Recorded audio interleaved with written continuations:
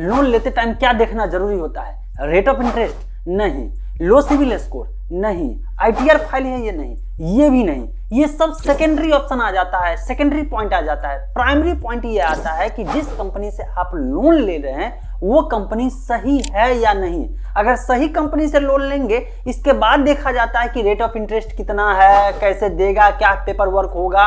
लेकिन अगर गलत कंपनी से लोन लेते हैं तो आपको बाद में इसका खामियाजा भुगतना पड़ेगा। आज के इस वीडियो में 6 ऐसे पॉइंट जानेंगे जिससे आप डिसाइड कर पाएंगे जिस कंपनी से आप लोन ले रहे हैं वो जेन्युइन कंपनी, सही कंपनी है या नहीं। एक भी पॉइंट मिस मत करिए क्योंकि सारे के सारे पॉइंट बहुत ज्यादा इंपॉर्टेंट है। पहला पॉइंट यह है कि जिस लोन ऐप से आप लोन ले रहे हैं वो एप्लीकेशन प्ले स्टोर पे है या नहीं है।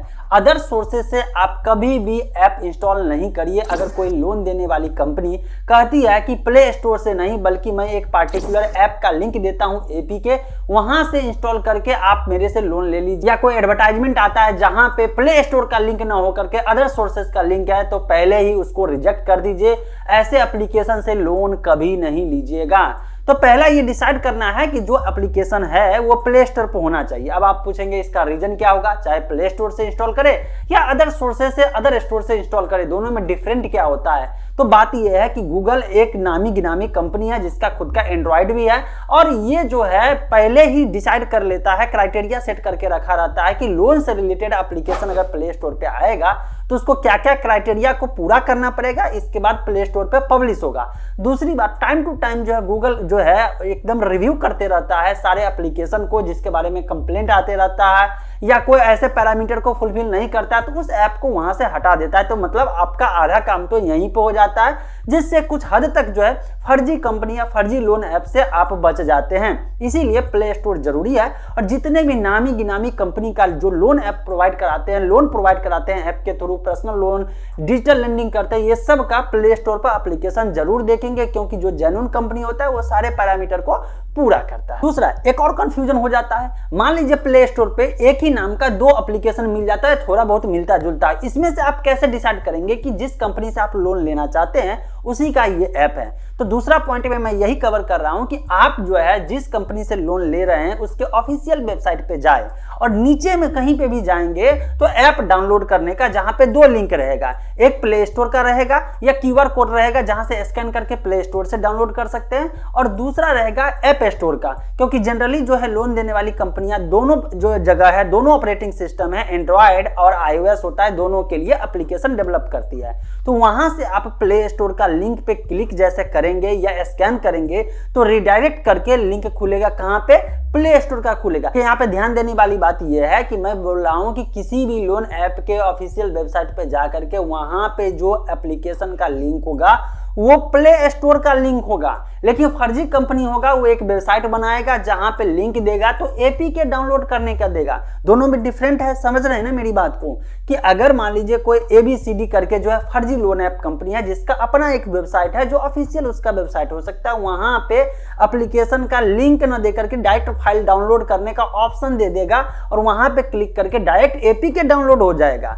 ये अलग मुद्दा है। और जो जेन्युइन कंपनी, मान लीजिए कोई XYZ है, वो क्या करता है, पूरा डिटेल के बाद नीचे जो है क्यूआर कोड देता है स्कैन करने के लिए, अदरवाइज देता है ऐप स्टोर का जो है या प्ले स्टोर का लिंक डालता है, जहां पे जैसे ही जो है प्ले स्टोर वाले पे एप्लीकेशन डाउनलोड के लिए क्लिक करेंगे तो वहां से उठ करके आपका प्ले स्टोर खुल जाएगा और प्ले स्टोर से वहां इंस्टॉल कर सकते हैं, जो कि जेन्युइन तरीका होगा। फर्जी तरीका में एपीके डाउनलोड करवाने के लिए फोर्स करवाएगा या ट्रिक लगवाएगा। अगला पॉइंट यह है कि आपको जो लोन लेना है, जिस एप्लीकेशन से लोन लेना है, वो किस कंपनी से आप लोन ले रहे हैं ये पहले नाम पता कर लीजिए। तो एप्लीकेशन के अंदर भी उस कंपनी का नाम होगा, अदरवाइज वेबसाइट पे उस कंपनी का नाम होगा। खासकर अपने इंडिया में है तो प्राइवेट लिमिटेड कंपनी तो होगा ही, मिनिमम तो ये क्राइटेरिया होता ही है। तो ऐसे कंडीशन में जब प्राइवेट लिमिटेड कंपनी का नाम पता चल जाए कि हाँ जिस एप्लीकेशन से इंस्टॉल कर रहे हैं ना इसके पीछे ये प्राइवेट लिमिटेड कंपनी है, तो उस कंपनी का पहले डिटेल पता करिए कि वो कंपनी रजिस्टर्ड है या अनरजिस्टर्ड है। ऐसा तो नहीं है कि झूठ में जो है कुछ ऐसा जो प्राइवेट लिमिटेड करके लिख दिया। मान लीजिए किसी वेबसाइट पे जाते हैं XYZ प्राइवेट लिमिटेड लिख दिया, अब लिखने से तो हो नहीं जाता है। अब प्राइवेट लिमिटेड लिख दिया है तो वो सच में रजिस्टर्ड है या नहीं है ये भी तो चेक करना बनता है आपको। ये कैसे चेक करेंगे? तो इसको चेक करने का तरीका ये है कि मिनिस्ट्री ऑफ कॉर्पोरेट अफेयर जो होता है, जो बिजनेस के लिए, कंपनी के लिए जरूरी होता है, जो डिपार्टमेंट है, मिनिस्ट्री है, उसके ऑफिशियल वेबसाइट पे या जनरली गूगल में जाइए MCA21 सर्च करिए। जैसे ही MCA21 सर्च करेंगे तो आपको जो है एक वेब पेज खुलेगा जो सरकारी वेबसाइट होगा, gov.in है, वो सरकारी वेबसाइट है। वहीं पे जो है आप अपने जो भी लोन कंपनी से लेना चाहते हैं, कंपनी का नाम है ना, उस कंपनी का नाम वहां पे इंटर करेंगे। इसके बाद कैप्चा फिल करेंगे, पूरा डिटेल उस कंपनी का आ जाएगा कि वो कंपनी रजिस्टर्ड कब हुआ था, उस कंपनी का डायरेक्टर कौन है, वो कंपनी जो है कितना से रजिस्टर्ड हुआ है, उसका ऑफिशियल एड्रेस क्या है, ईमेल क्या है, इसके बाद जो है ऑडिट हुआ है या नहीं हुआ है, सारा का सारा डिटेल वहां पे एक तरह से आ जाएगा। तो इससे कंपनी का डिटेल मालूम चल गया। तो यहां जब कंपनी का डिटेल मालूम चलता है तो कुछ हद तक यहां पे और सेफ्टी महसूस होता है, लेकिन जरूरी नहीं है कि ये सारे क्राइटेरिया फुलफिल हो जाए फिर भी लोन एप्लीकेशन जो है फर्जी ना हो सके। तो भाई अब अगला पॉइंट क्या होगा, तो ये सब जब पॉइंट कवर कर लेंगे तो अगला पॉइंट ये देखना पड़ता है कि अगर किसी ने प्राइवेट लिमिटेड कंपनी रजिस्टर कर लिया है तो इसके बाद वो कंपनी जो पैसा दे रही है, मतलब आपको जो लोन के रूप में कर्ज दे रही है, तो ये लोन प्रोवाइड किस बेसिस पे करा रहा है। क्या इसके पास अपना लाइसेंस है लोन देने का, एनबीएफसी का लाइसेंस है या नहीं है, अगर नहीं है तो फिर पैसा किससे लेकर के आपको लोन दे रहा है। दो क्राइटेरिया यहाँ पे फुलफिल करना पड़ेगा इसको, या तो अपना जो है लाइसेंस दिखाना पड़ेगा, अदरवाइज जो है ये जिससे ले रहा है उसके पास लाइसेंस है या नहीं है। तो पहले देखेंगे कि इसके पास अपना एनबीएफसी का लाइसेंस है या नहीं है, ये कैसे चेक करेंगे।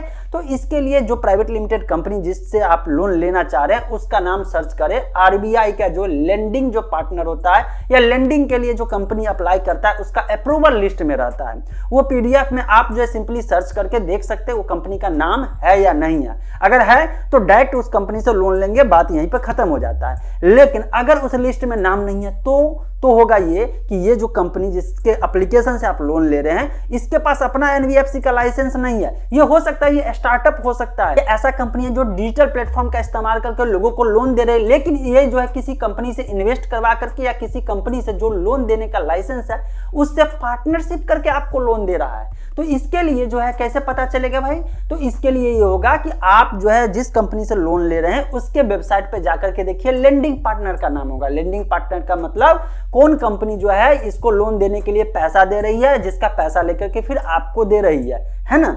तो वहां पे जब कंपनी का नाम होगा, 4-5 कंपनी जनरली तो रह ही जाएगा, नहीं भी है तो कोई जिस भी कंपनी, एक भी कंपनी से अगर लेके दे दी तो ठीक है। उस कंपनी का जो है ऑफिशियल वेबसाइट पे जाइए, एनबीएफसी का जो कंपनी है जिसको लाइसेंस मिला हुआ है, और वहां देखिए कि जिस कंपनी से लोन दे रहे हैं उसके बारे में कहीं पे भी लिखा हुआ है कि नहीं, दिखाई दे रहा है कि नहीं कि हाँ इस कंपनी से मैं टाई अप किया हूं और ये कंपनी वाले जो है मेरे से पैसा लेकर के लोगों को, पब्लिक को लोन देती है। अगर ये दोनों क्रॉस वेरीफाई हो गया मतलब ये हो गया कि भाई ये भी कर रहा है मैं आपका रिलेटिव हूं और वो भी कर रहा है मैं आपका रिलेटिव हूं। ऐसा नहीं है कि आप जो है कहीं पे भी घूमते रहे और मेरे बारे में कहे कि अजय भाई जो है मेरा बहुत बढ़िया दोस्त है, जबकि मुझे पता ही नहीं है। तो मेरे से पूछ लीजिए कि यार जो बंदा कह रहा है कि वो मेरा दोस्त है, सच में मेरा दोस्त है कि नहीं। अगर दोनों तरफ से कह दे कि हाँ यार मैं उसका दोस्त हूँ, वो भी कह दे मैं उसका दोस्त हूँ, तो इसका मतलब क्रॉस वेरीफाई हो गया। तो इसी तरह से जिस कंपनी से आप लोन ले रहे हैं उसके वेबसाइट पर तो लिखा होगा कि मैं फलाने से जो है लेंडिंग पार्टनर किया हूं और उससे पैसा लेकर आपको लोन दे रहा हूं,